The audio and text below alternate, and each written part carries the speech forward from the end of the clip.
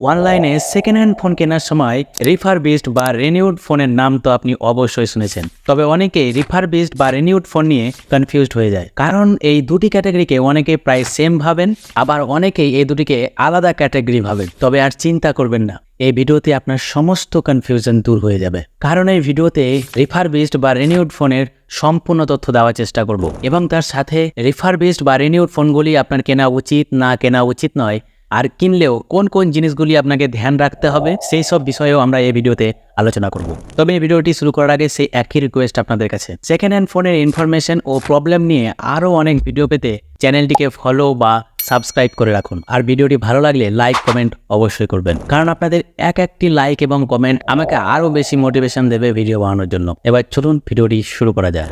দেখুন, রিফারবিশড বা renewed phone দুটোই কিন্তু প্রায় সেম ক্যাটাগরি আপনি বলতে পারেন, কিন্তু আবার দুটোকেই আলাদা আলাদা বলেও মনে হয়। কারণ কিছু কিছু ওয়েবসাইট আছে যেগুলো রিফারবিশড বলে ফোন সেল করে, আবার কিছু কিছু ওয়েবসাইট আছে যেগুলো রিনিউড বলে ফোনগুলোকে সেল করে। তবে তারা রিফারবিশড বলে বিক্রি করুক বা রিনিউড বলে বিক্রি করুক, তাদের ফোন আসার যে সোর্সেস রয়েছে সেগুলো প্রায় সেমই দেখা যায়। তাই এই দুটো নিয়ে কনফিউশন রাখার আর কোনো প্রয়োজন নেই। এই দুটি জাস্ট আলাদা আলাদা ওয়ার্ড, বাট মিনিংস দুটোরই সেম। তবে চলুন জেনে নিই রিফারবিশড বা রিনিউড ফোন অ্যাকচুয়ালি কোন ফোনগুলোকে বলা হয়। রিফারবিশড ফোন অ্যাকচুয়ালি কোনো ইন্ডিভিজুয়াল পার্সনের ইউজ করা সেকেন্ড হ্যান্ড ফোন। মানে আপনি বা আমি কোনো নতুন ফোন কিনলাম এবং কিছু সমস্যা আসার কারণে আমি এই ফোনটিকে কোনো অনলাইন প্ল্যাটফর্মে সেল করে দিলাম, কিন্তু যে অনলাইন প্ল্যাটফর্মটি আপনার ফোনটি কিনলো সে তো আর আপনার ফোনটি ফেলে দেবে না।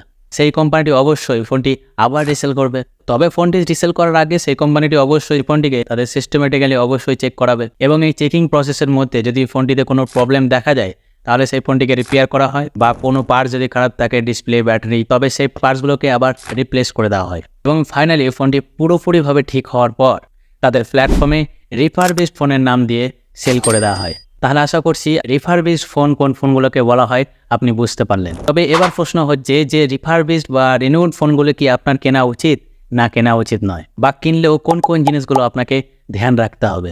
আপনি যখন একটি সেকেন্ড হ্যান্ড ফোন কিনতে যাচ্ছেন, একটি রিস্ক কিন্তু আপনি অবশ্যই নিচ্ছেন, আর সেই রিস্কে আপনি জিততেও পারেন, হারতেও পারেন। তবে যদি একটু সাবধান থেকে কিছু বিষয়গুলিকে লক্ষ্য রেখে ফোনগুলো কেনা হয় তাহলে একটি ভালো ডিল পেয়ে যাওয়ার সম্ভাবনাই বেশি থাকে।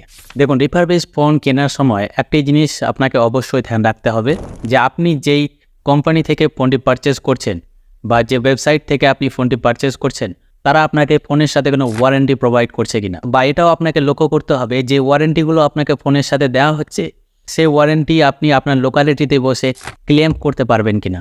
মানে সম্পূর্ণ ওয়ারেন্টি ক্লেম করার প্রসেসটি আপনাকে আগে জেনে নিতে হবে যেই প্ল্যাটফর্ম থেকে আপনি ফোনটি পারচেস করতে যাবেন। 2 নম্বর পয়েন্ট যেটা আমি আপনাদেরকে ধ্যান রাখতে বলবো, সেকেন্ড হ্যান্ড বা রিফারবিশড ফোন কোনো রিপেয়ার্ড ফোন আপনি পারচেস করবেন না।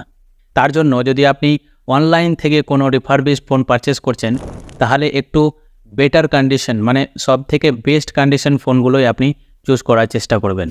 আর হ্যাঁ, তার সাথে সাথে প্রাইসের গ্যাপটাও অবশ্যই দেখবেন। এমনটাই না হয়ে যায় যে যেই ফোনটি আপনি পারচেস করতে যাচ্ছেন রিফারবিশডে সেই ফোনটি নতুন ফোনের দামের সাথে খুব একটা বেশি ডিফারেন্স দেখতে পাচ্ছেন না, হয়তো 2 থেকে 3 হাজার টাকা ডিফারেন্স আপনি দেখতে পাচ্ছেন।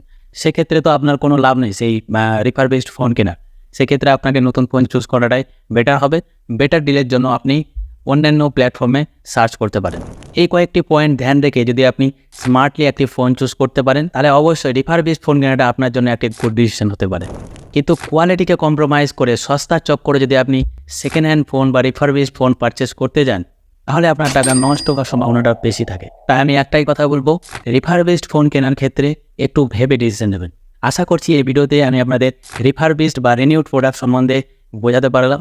তবে আপনার কোনো বিষয় নিয়ে যদি একটু ডাউট থাকে বা কোথাও বুঝতে অসুবিধা হয় আপনি কমেন্ট করে অবশ্যই জানাবেন, আমি অবশ্যই রিপ্লাই দেওয়ার চেষ্টা করব। অনেক অনেক ধন্যবাদ আপনাকে সম্পূর্ণ ভিডিওটি দেখার জন্য।